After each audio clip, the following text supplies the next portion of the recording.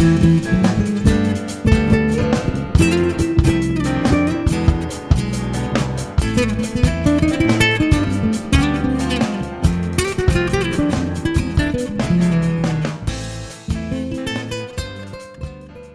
there guys, this is not going to be a demo of this guitar. I've already done one of those and it's far more comprehensive. I will leave a link in the description below in case you want to check that out. I go into lots of details and you'll have isolated examples, that kind of thing. This is just because I had the question, could you string this nylon string? And I thought maybe other people would have that same question. It's especially surprising that Sonicake have started with a steel string version of this, given that the nylon string iteration of the Yamaha silent guitar, I believe, outsells the steel string. At the time of making this video, Sonicake have no plans to make a nylon string version. I did ask them, and my contact there said that she would ask the engineers, but as of right now, it's a steel string only thing. So can you string it nylon? Yes, but it's not designed for that, so there's a couple of caveats here. The bridge can accept nylon strings. It's a string through bridge, so you can tie them on exactly as you would do normally. You don't have to enlarge the holes, which is really good because that would have been quite tricky to do. You will have to enlarge the nut on the G ever so slightly because mine is sat on top of the nut. It hasn't affected tuning stability, but doesn't feel great because that string is slightly higher than the rest of the set. I wanted this to be reversible, so I haven't cut the nut, but you would have to do that if you wanted to play properly.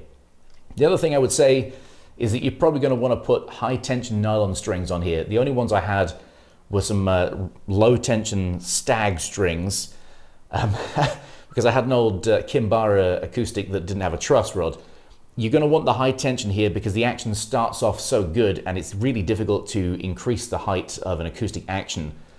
So you're going to want a little bit more resistance than these low tension ones are giving me, I think. The other thing is when you go to string this, rather than leave some slack as you would do with a steel string and then wind it onto the tuning pegs, because you don't have a slotted headstock, you can't wind on that much material, and nylon strings will just keep stretching for all eternity. So you're probably better off to put them flush with the neck and then wind from there, and you'll find that because they're going to stretch so much, you'll still have plenty of material to wind onto the tuning peg. Otherwise, it's going to start doubling up around it.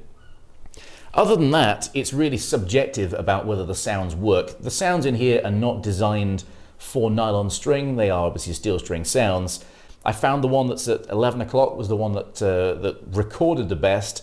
I think in a live environment, I have tried this live, I actually preferred the first of the modeled sounds. So the first setting is your piezo sound, piezo, and then the second one I believe was a dreadnought, and that seemed to work quite well with the nylon thing.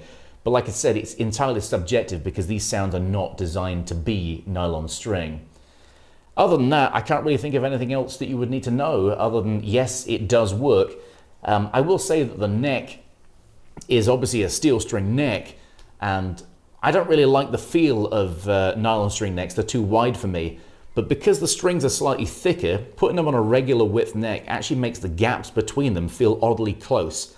It's incredible that the fingers can tell such a fine margin. But I think maybe if it had a millimeter either side of the neck, it might make it a little tiny bit easier to play. It would feel a bit more familiar to a steel string player, even though it would actually be slightly wider than the standard neck. But it is playable, and it didn't affect me too badly, even in a live environment.